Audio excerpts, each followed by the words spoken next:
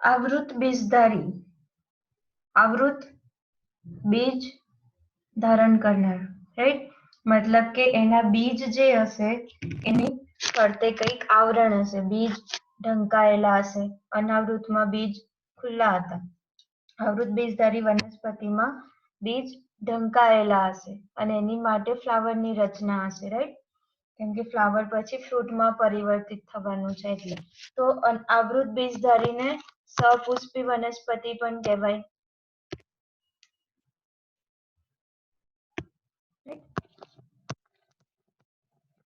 સપુષ્પી અથવા તો આવૃત બીજધારી, કેમ કે અંડકો જે છે એના એ ઢંકાયેલા હશે.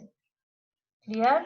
હવે આવૃત બીજધારીમાં પરાગરજ અંડકો એ પુષ્પમાં હશે, રાઈટ?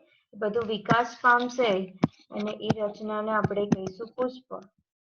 જોયું હશે સ્ત્રી કેસર, પુકેસર બધું ક્યાં હોય? પુષ્પમાં હોય, રાઈટ? દલ ચક્ર, વજ્ર ચક્ર, પુકેસર, સ્ત્રી કેસર ભણ્યા છો એવું?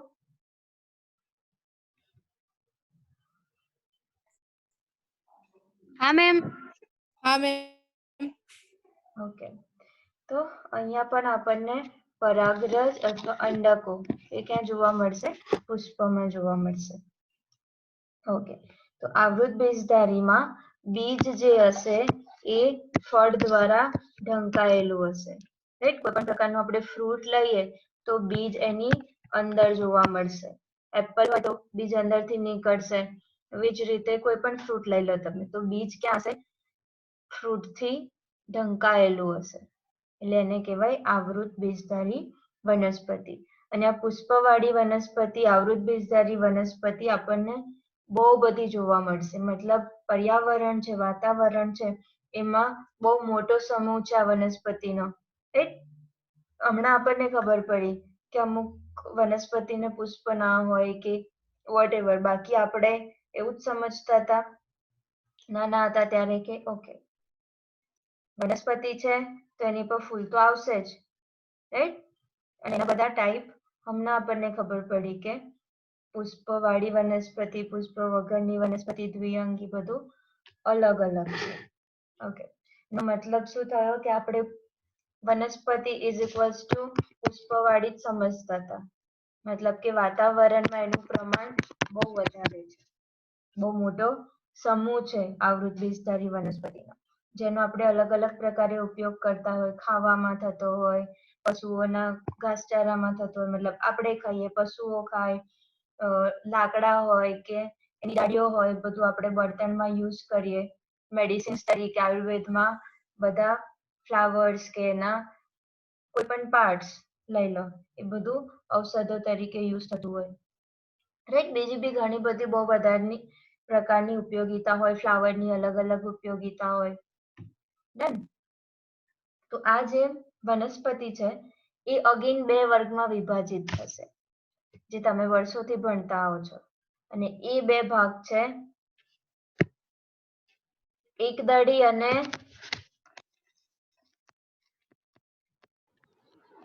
द्विदली।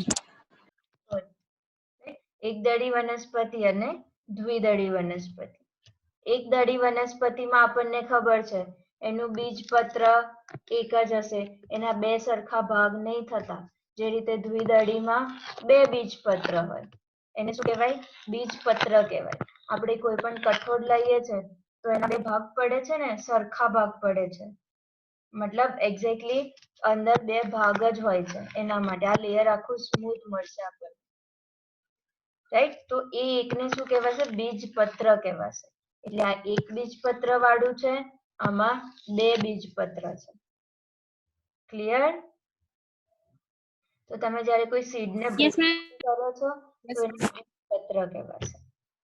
પછી આપણે જો એના પર્ણ વિશે જોઈએ તો એકદળી વનસ્પતિ છે એમાં એનો શિરાવિન્યાસ, એટલે તમને પેલી નસો જેવું દેખાય ને વનસ્પતિમાં, એની આમ અંદરથી નસો નીકળતી હોય, શિરા જેને કહીએ આપણે, તો એનો શિરાવિન્યાસ કે એની ગોઠવણી કેવી છે? શિરાવિન્યાસ મતલબ એ જે નસો આપણને દેખાય છે એની ગોઠવણી કેવી છે. તો એક દડીમાં બધી શીરા જે છે આપણને સમાંતર જોવા મળશે આવી રીતે, તો એને સમાંતર શીરા વિન્યાસ કહેવાશે. અહીંયા તમને દેખાય છે સમાંતર, રાઈટ, પેરેલલ એકબીજાથી. જ્યારે દ્વિદળી વનસ્પતિમાં શીરા વિન્યાસ આપણને ઝાલાકાર દેખાશે, મતલબ બ્રાન્ચીસ વાળો, રાઈટ, આવો શીરા વિન્યાસ હશે, રાઈટ.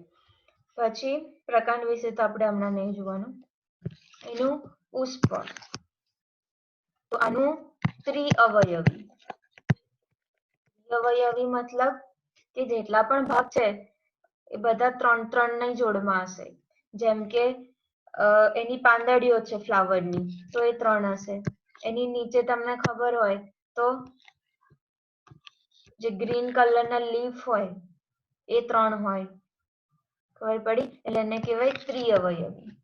જ્યારે તમે દ્વિદળીમાં જોશો તો એ ચતુરઅવયવી અથવા તો પંચાવયી હોય, મતલબ 5 હોય અથવા તો 4 હોય, રાઈટ. વજ્રચક્રમાં, દલચક્રમાં બધે અવયવો 4 કે 5 હોય, જ્યારે આમાં એક દળીમાં 3 હશે. ખબર પડી કે બંનેનો ડિફરન્સ? એક દળી, એક બીજપત્ર. આપણે પેલું કહેતા હતા ને, નાના હતા ત્યારે એવું ભણતા હતા કે એક દળી એટલે જેના 2 સરખા ભાગ ના થઈ શકે, દ્વિદળી એટલે જેના 2 સરખા ભાગ થઈ શકે.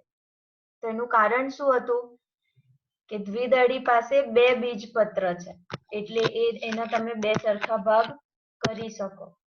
જ્યારે એક દળી વનસ્પતિમાં એક જ બીજપત્ર છે, એટલે ઓબ્વિયસલી એને તોડવા જાઓ તો એ સરખા ભાગમાં ના વહેંચાય. જ્યારે અહીંયા 2 બીજપત્ર છે એટલે તરત જ અલગ થઈ જશે. તો ક્લિયર છે એક દળી ને દ્વિદળીમાં? Yes, ma'am. Yes, ma'am. Okay. Then હવે આપણે ફ્લાવરને થોડું ડિટેલમાં જોઈશું, કેમ કે આપણે એનું લિંગી પ્રજનન પણ જોવાનું હોય, તો ઓબ્વિયસલી એના પાર્ટ ક્યાં હશે? ફ્લાવરમાં, પુષ્પમાં, રાઈટ? Yes, ma'am. ઓકે. તો સૌથી પહેલા આપણે જોઈએ પુંકેસર અને સ્ત્રીકેસર. જે ભાગ દેખાય છે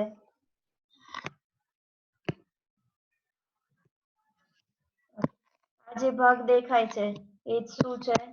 પુંકેસર છે. અલગથી દેખાડ્યો છે, રાઈટ. આ બાજુ છે એ સ્ત્રીકેસર છે. તેની ગોઠવણી મોસ્ટલી આપણને ખબર જ છે. સ્ત્રીકેસર આવી રીતે વચ્ચે હોય, આજુબાજુમાં પુંકેસર હોય. અથવા તો જો એક લિંગી પુષ્પ હોય તો કોઈ એક પાસે સ્ત્રીકેસર હોય, બીજા પુષ્પ પર પુંકેસર હોય. ક્લિયર? ઓકે. તો હવે આપણી પાસે આ છે પુંકેસર. પુંકેસરમાં તમે જોશો તો નીચે નો આ જે ભાગ છે, જે દાંડી વાળો, એને કહેવાય તંતુ. હવે અહીંયા આગળ પરાગરજ બને છે ઉપરના ભાગમાં, એટલે એને કહેવાય પરાગાશય.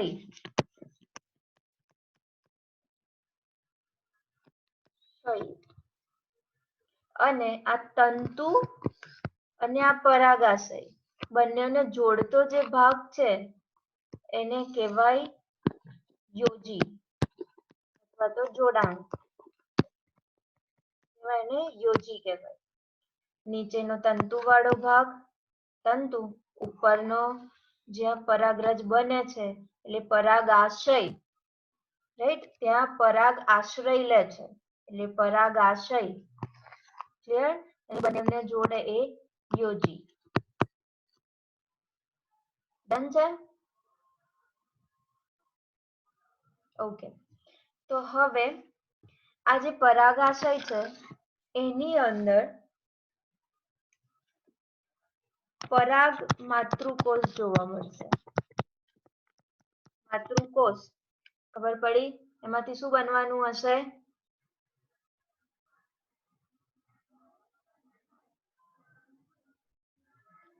બોલો. નામ પરથી પરાગ માતૃકોષ, તો એમાંથી શું બની શકે?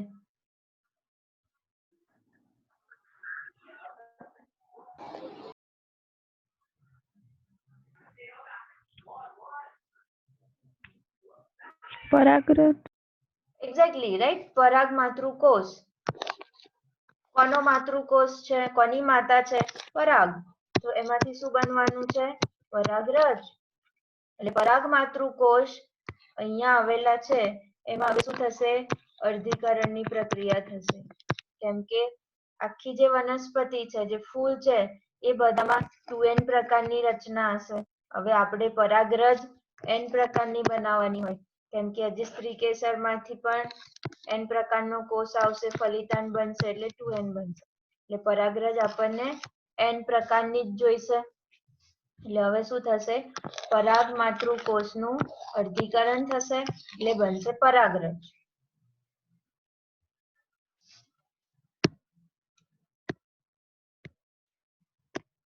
ક્લિયર? પછી એક વખત યસ મેમ. Yes ma'am. કેસર છે, કેસરમાં આ જગ્યા ઉપર છે પરાગાશય. રાઈટ? હવે પરાગાશયમાં પરાગ માતૃકોષ છે, જે 2n પ્રકારના છે, કેમ કે આખો છોડ 2n પ્રકારનો હશે એટલે. હવે પરાગ માતૃકોષમાંથી શું બનવાનું છે? પરાગરજ. પણ એની માટે પરાગરજ n પ્રકારની જોઈએ એટલે શું કરવું પડે? અર્ધીકરણ. તો 2n માંથી n બનશે. તો પરાગરજ રેડી છે, રાઈટ? હવે વારી આવશે સ્ત્રીકેસરની. તો સ્ત્રીકેસરમાં આવી રચના છે, ઉપર આવું છે, રાઈટ? સ્ત્રીકેસરમાં સૌથી ઉપર આવશે પરાગાસન. આસન પરાગ વત્તા આસન એટલે પરાગાસન. અહીંયા શું હતું? પરાગાશય હતું. અહીંયા આગળ શું હતું? પરાગાશય. અહીંયા શું છે? આસન. રાઈટ? પરાગાસન. મતલબ કે થોડી વાર માટે પરાગરજ અહીંયા આસન ગ્રહણ કરશે એટલે પરાગાસન.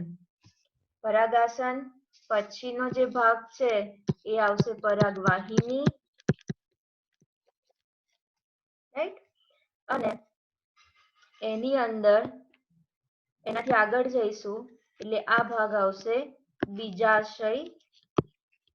અને બીજાશયની અંદર હશે અંડકો. જે દાણા જેવા દેખાય છે એને કહેવાય અંડકો. ક્લિયર? અને એની આજુબાજુનો જે ભાગ છે આખો એ કહેવાશે બીજાશય.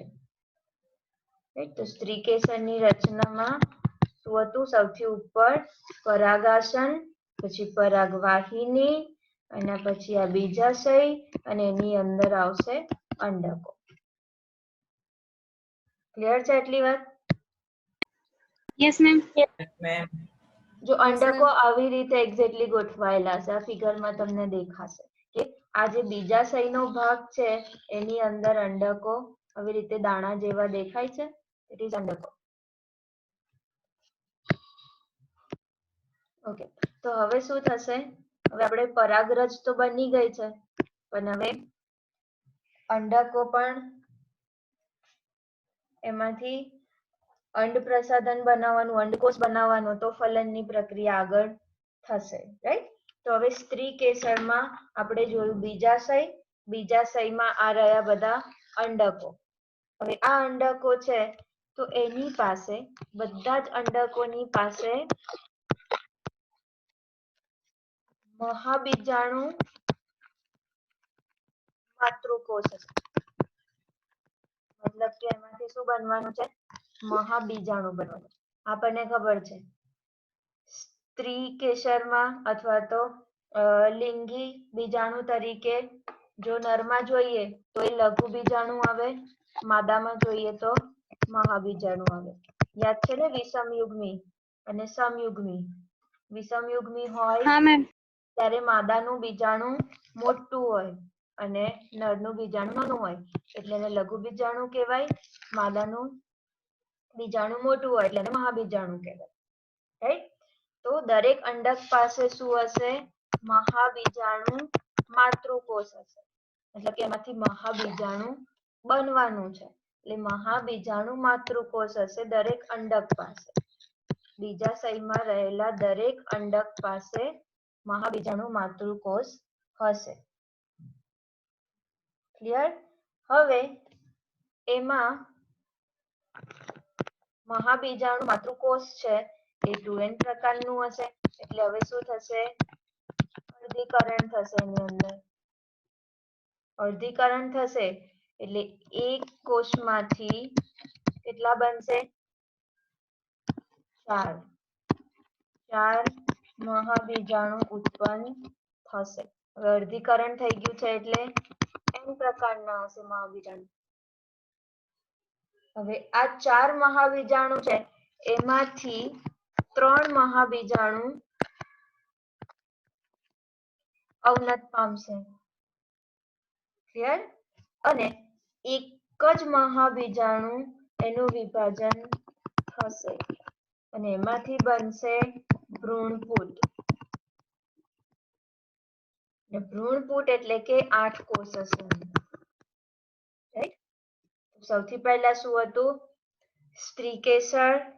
એમાં નીચેનો ભાગ એટલે બીજાશય. બીજાશયની અંદર ગોઠવાયેલા છે અંડકો. દરેક અંડક પાસે શું છે? મહાબીજાણુ માતૃકોષ જે 2n પ્રકારનું છે. હવે એ મહાબીજાણુ માતૃકોષમાં શું થશે?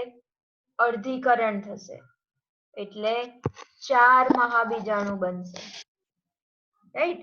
હવે એ 4 મહાબીજાણુ જે છે એમાંથી 3 મહાબીજાણુ અવનત પામશે અને એક જ મહાબીજાણુ છે એનું વિભાજન થઈ અને 8 કોષની એક રચના બનાવશે જેને કહેવાય ભ્રૂણપૂટ. શું કહેવાય? ભ્રૂણપૂટ. એ ભ્રૂણપૂટ જે છે એ આપણને આવું દેખાશે. હવે એક કોષ હતો એમાંથી કેટલા બન્યા? 8 કોષ બન્યા વિભાજન થઈને. ક્લિયર? તો એ કઈ રીતે ગોઠવાયેલા છે એની ગોઠવણી બી એક અલગ હોય છે. જેમ કે આ લઈ લીધું આપણે ભ્રૂણપૂટ. એમાં ઉપરની બાજુ 3 કોષ જોવા મળશે, નીચેની બાજુ 3 કોષ જોવા મળશે અને વચ્ચે 2 કોષ જોવા મળશે. રાઈટ? હવે નીચેની બાજુ વચ્ચેનો જે કોષ છે, નીચેની બાજુ આ વચ્ચેનો જે કોષ છે એને કહેવાશે અંડકોષ. એને અંડકોષ. અને એની આજુબાજુ જે 2 કોષ છે એને કહેવાશે સહાયક કોષ. વચ્ચે વાળો અંડકોષ, બાજુમાં 2 છે એને સહાય કરશે એટલે સહાયક કોષ. હવે આ ધ્રુવની સામેની બાજુ છે આ 3 કોષો એટલે એને કહેવાશે પ્રતિધ્રુવીય કોષો. કેમ કે અંડકોષની સામેના ધ્રુવ પર છે. પ્રતિ એટલે વિરોધી એટલે એને શું કહેવાશે? પ્રતિધ્રુવીય કોષ. જે 3 છે એટલે 3 પ્રતિધ્રુવીય કોષ, 1 અંડકોષ, 2 સહાયક કોષ. ક્લિયર? હવે આ બંને સેન્ટરમાં છે એટલે એને શું કહેવાશે? ધ્રુવીય કોષો. હવે મને એમ કહો કે આ બધા જેટલા પણ કોષો છે 8 એ કયા પ્રકારના છે? n છે કે 2n છે?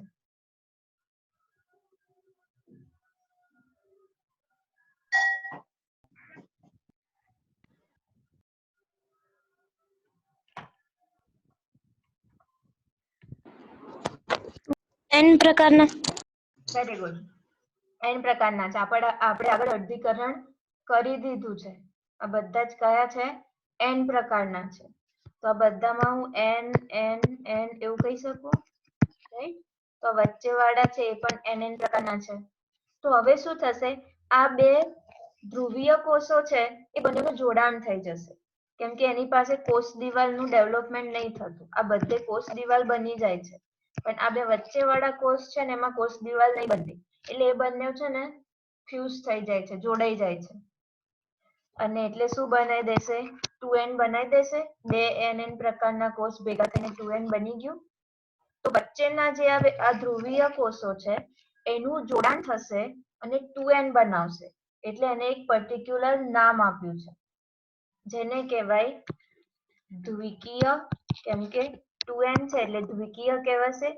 n હોત તો એને શું કહેવાય? એકકીય. એટલે દ્વિકીય, દ્વિતીય, દ્વિતીયક કોષ. દ્વિકીય, દ્વિતીયક. દ્વિતીયક એટલે બે અથવા બીજું, રાઈટ? તો દ્વિકીય, દ્વિતીયક કોષ એવું કહેવાશે વચ્ચેવાળાને. કેમ કે nn ભેગા થઈ 2n બનાવ્યું એટલે એની માટે આવશે દ્વિકીય, બે કોષ, દ્વિતીયક અને કોષ. ડન? તો આ જ્યારે કન્ડિશન આવે, આપણો અંડકોષ પર્ટિક્યુલરલી બની ગયો છે, એટલે હવે તમે કહી શકો કે સ્ત્રી કેસર પણ પરિપક્વ થઈ ગયું છે. અંડકોષ પરિપક્વ થઈ ગયો છે. પરાગરજ તો આપણે બનાવી દીધી હતી, રાઈટ? પરાગરજ બનાવી હતી ને. પરાગ માતૃકોષ હતો, એનું અર્ધીકરણ થયું ને પરાગરજ બની ગઈ. તો હવે શું થશે?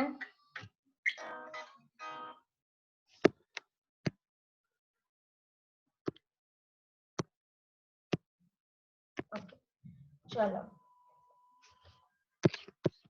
અહીંયા પરાગરજ રેડી છે. હવે આપણી પાસે સ્ત્રી કેસરમાં ભ્રૂણપૂટ પણ રેડી છે.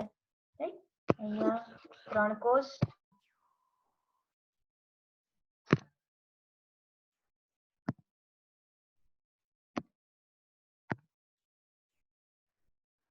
ઓકે.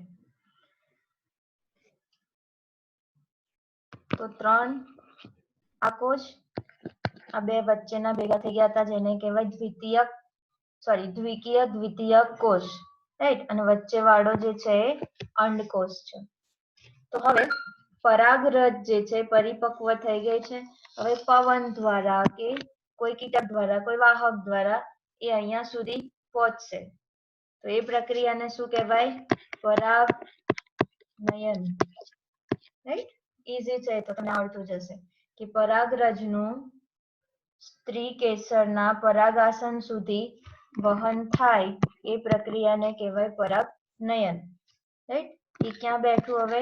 પરાગાસન પર. એની માટે આસન રાખ્યું હતું ને, તો એ પરાગાસન પર પરાગરજ આવી ગઈ. હવે પરાગરજ જે છે ને એમાં બે પ્રકારના કોષ હોય. એક પોતે નરજન્યુ અને બીજું એક ટ્યુબ કોષ હોય, ટ્યુબ જેવી આકારનો, રાઈટ? બુકમાં નથી, પણ તમને કન્ફ્યુઝન ના થાય એટલે પહેલેથી ક્લિયર કરું છું કે હવે આ જ્યારે પરાગરજ અહીંયા સેટલ ડાઉન થઈ છે, પરાગાસન પર છે, ત્યારે આમાંથી એક ટ્યુબ નું નિર્માણ થશે. પરાગરજમાંથી જ થશે, જેને કહેવાય પરાગનલિકા.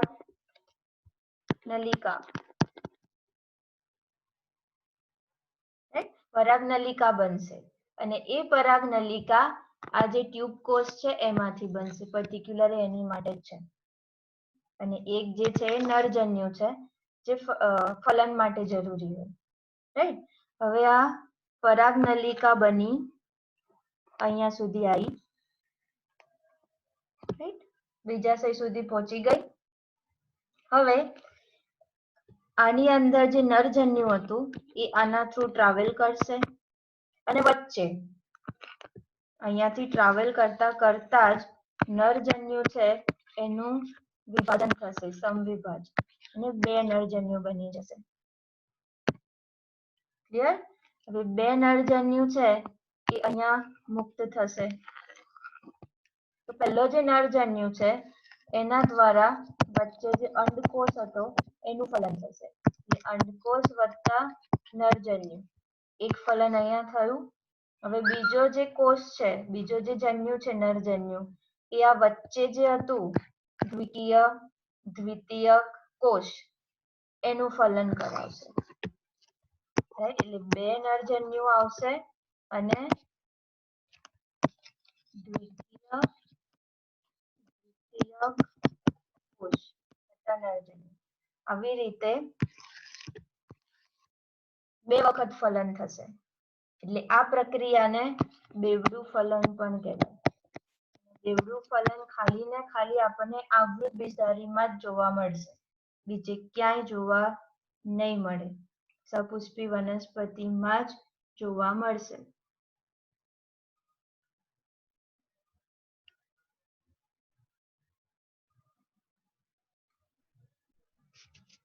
ખબર પડી?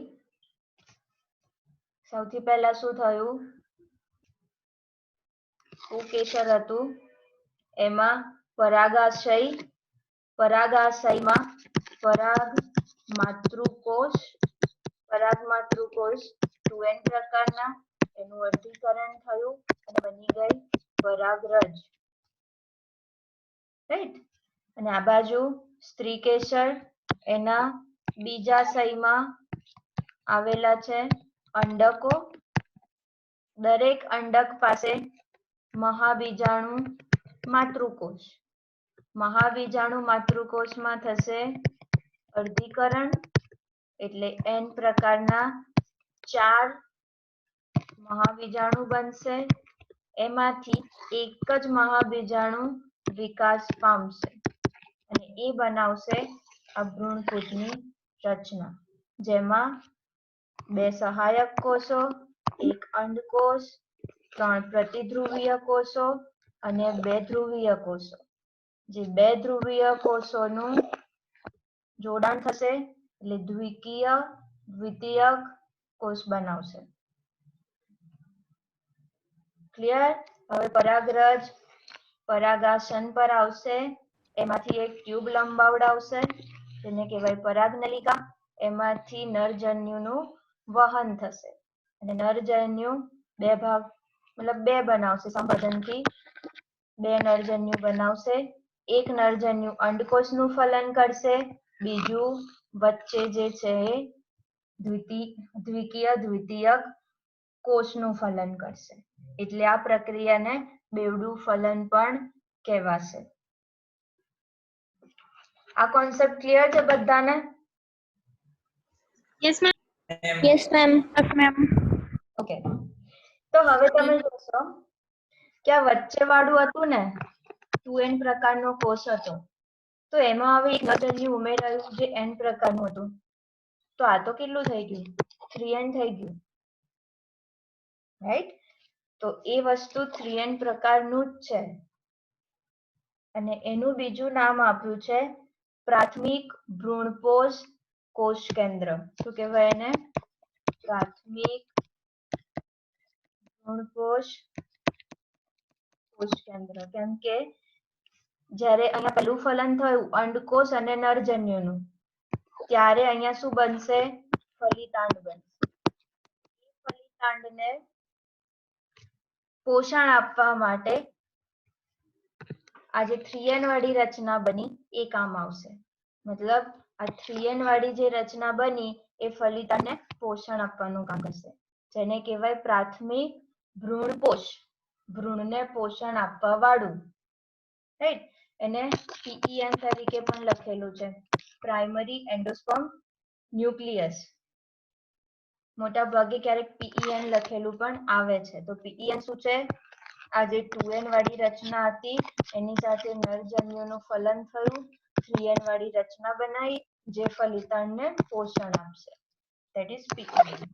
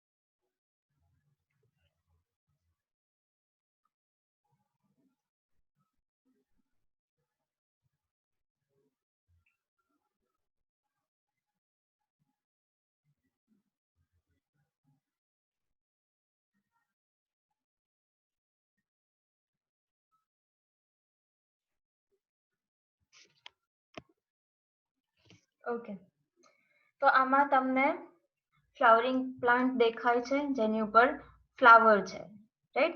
આ આપણી થઈ ગઈ આવૃત બીજધારી વનસ્પતિ. હવે તમે એમાં જોશો તો પુંકેસર અને સ્ત્રીકેસર આપણને જોવા મળશે.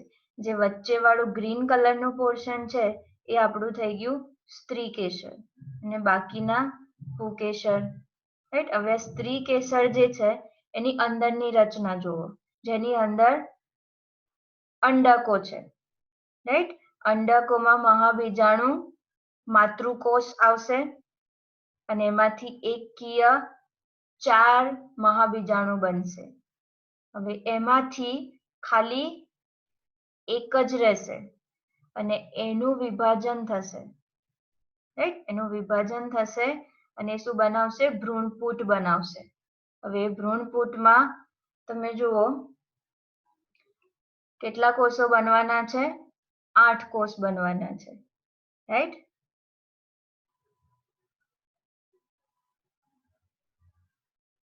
ઓકે, બની ગયા 8 કોષ. હવે ઉપર જે 3 જશે એ કયા? પ્રતિધ્રુવીય કોષો, જે ઉપર ગોઠવાઈ ગયા, રાઈટ? અને એની આજુબાજુ હવે કોષ દિવાલ વિકસી ગઈ ત્રણેય કોષમાં, રાઈટ? હવે નીચેના જે 3 છે એમાંથી વચ્ચે વાળો છે આપણો અંડકોષ હશે. બાકીના 2 આજુબાજુના સહાયક કોષો. અંડકોષ આપણને અહીંયા રેડ કલરથી અલગ આપ્યો છે, રાઈટ? એ વચ્ચે વાળો છે અંડકોષ. હવે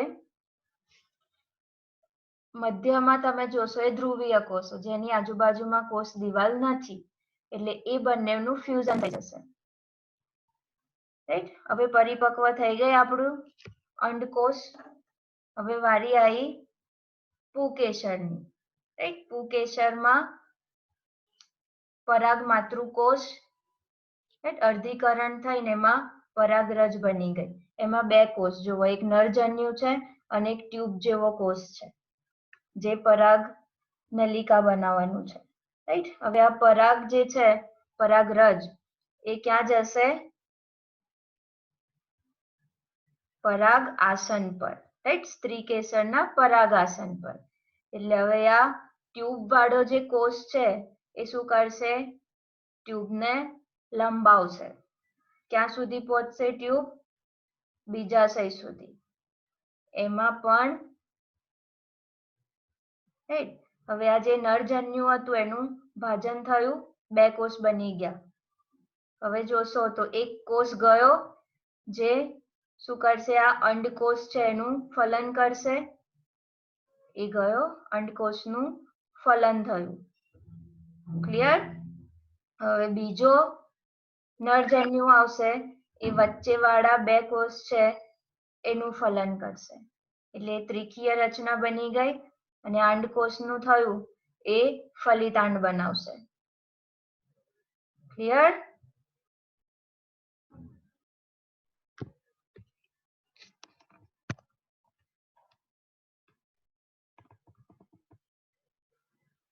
ઓકે, 1 મિનિટ બાકી રહી છે, આપણે થોડી વાર માટે જોઈન થઈ જઈશું.